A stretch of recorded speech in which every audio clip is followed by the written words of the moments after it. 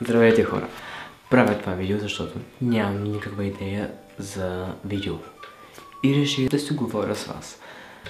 Например, да си говорим защо навънка не чистят улиците, защо плащаме високи данъци, а навънка не чистят улиците. Разбира се, няма да говоря за това, защото нищо не разбирам. Това да го кътна или да го оставя. Ще говорим за... Боже хора, идея си нямам какво да говоря. Например, ще правя реклама за това заведение, където ходих днес. Жестоко е. Вървете. Ако сте в София и имате възможност да посетите Мекица и кафе, вървете, жестоко е. Такива хубави мекици, такива жестоки мекици може да ядете само там.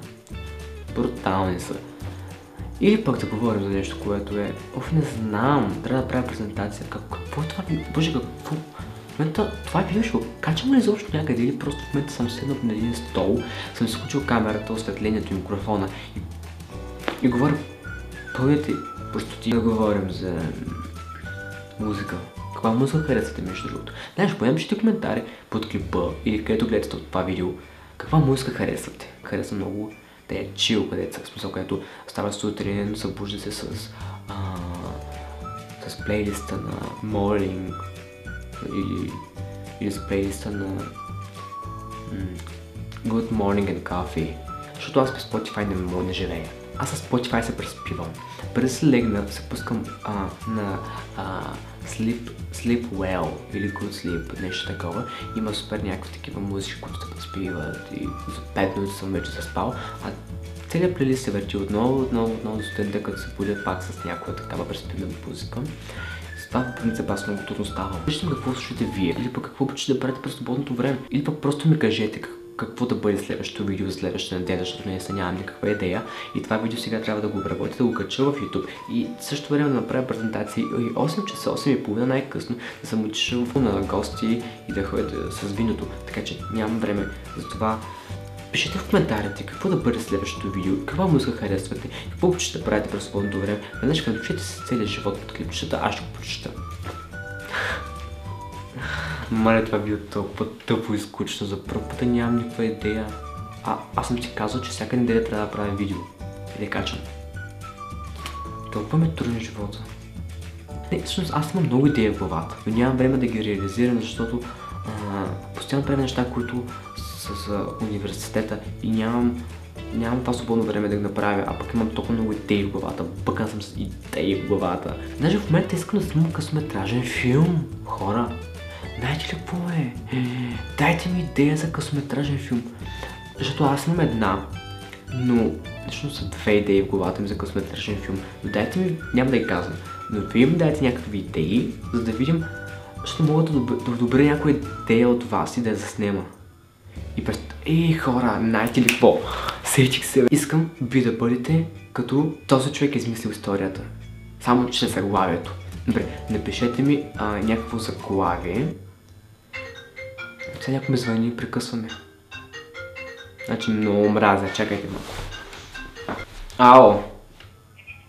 В нас.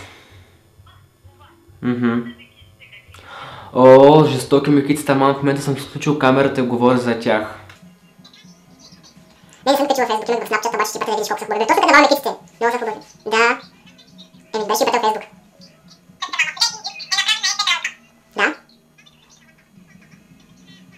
Значи може да прехвърлиш песните от диска на компютъра и после песните на флашка, да? Можеш много ясно, да. Много бързо става, да. Да бе, до диска е като флашка, бе, човек. Диска е като флашка. Вземаш песните просто с копи-пейст, слагаш някаква папка и някакво място и след... Да бе, като флашка, бе, човек, и само после пъкаш флашка и слагаш на флашка.